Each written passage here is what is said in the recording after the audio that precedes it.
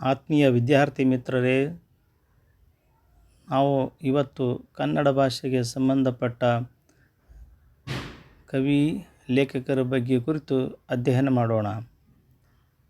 N Murthy Rao ಇವರ ಬಗ್ಗೆ ಕುರಿತು ನಾವು ತಿಳಿದುಕೊಳ್ಳೋಣ. ಇವರು 1900ರಲ್ಲಿ ಮಂಡ್ಯ ಜಿಲ್ಲೆಯ ಅಕ್ಕಿಬಾಳು ಗ್ರಾಮದಲ್ಲಿ ಜನಿಸಿದರು. ಇವರ ಪೂರ್ತಿ ಹೆಸರು ಅಕ್ಕಿಹೆಬ್ಬಾಳು ನರಸಿಂಹ ಮೂರ್ತಿರಾವ್. ಪ್ರಸಿದ್ಧ ಪ್ರಬಂಧಕಾರರು ಹಾಗೂ ವಿಮರ್ಶಕರೂ ಹೌದು. ಅನುವಾದ ಕಾರ್ಯದಲ್ಲಿಯೂ ಅಗ್ರಗಣ್ಯರು. ಹಗಲುಗನಸುಗಳು, ಅಲೆಯುವ ಮನ, ಮಿನುಗುಮಿಂಚು ಇವರ ಲಲಿತ ಪ್ರಬಂಧ ಕೃತಿಗಳು. ಅಪರವಯಸ್ಕನ ಅಮೆರಿಕ ಯಾತ್ರೆ ಇವರ ಪ್ರವಾಸ ಕಥನ.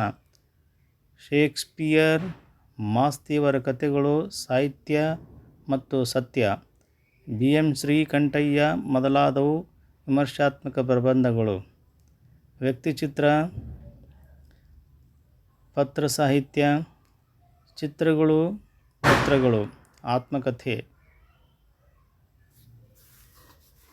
ಸಂಜೆಗಣ್ಣಿನ ಹಿನ್ನೋಟ ಇವರ ಆತ್ಮಕಥೆ. ರೂಪಾಂತರ ಮತ್ತು ಪಾಶಾಂತರ. ಆಷಾಢಭೂತಿ, ಮೋಲಿಯೋರನ 2 ನಾಟಕಗಳು, ಚಂಡಮಾರುತ, ಸಾಕ್ರೆಟೀಸನ ಕೊನೆಯ ದಿನಗಳು, ಪಾಶ್ಚಾತ್ಯ ಸಣ್ಣ ಕಥೆಗಳು. ದೇವರು ವೈಚಾರಿಕ ಕೃತಿ. ಶಿವರಾಮ್ ಕಾರಂತರ ಮರಳಿ ಮಣ್ಣಿಗೆ ಕಾದಂಬರಿಯನ್ನು ಇಂಗ್ಲಿಷಿನಲ್ಲಿ the return to the soil ಎಂಬ ಹೆಸರಿನಲ್ಲಿ ಅನುವಾದಿಸಿದ್ದಾರೆ.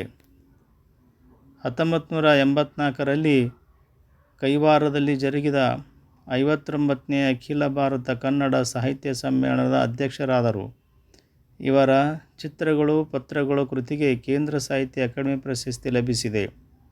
ಅಪರವಯಸ್ಕನ ಅಮೆರಿಕ ಯಾತ್ರೆ ಕೃತಿಗೆ ಕರ್ನಾಟಕ ರಾಜ್ಯ ಸಾಹಿತ್ಯ ಅಕಾಡೆಮಿ ಪ್ರಶಸ್ತಿ ದೊರೆತಿದೆ. ದೇವರು ಕೃತಿಗೆ ಕರ್ನಾಟಕ ಸರ್ಕಾರದಿಂದ ಪಂಪ ಪ್ರಶಸ್ತಿ ದೊರೆತಿದೆ.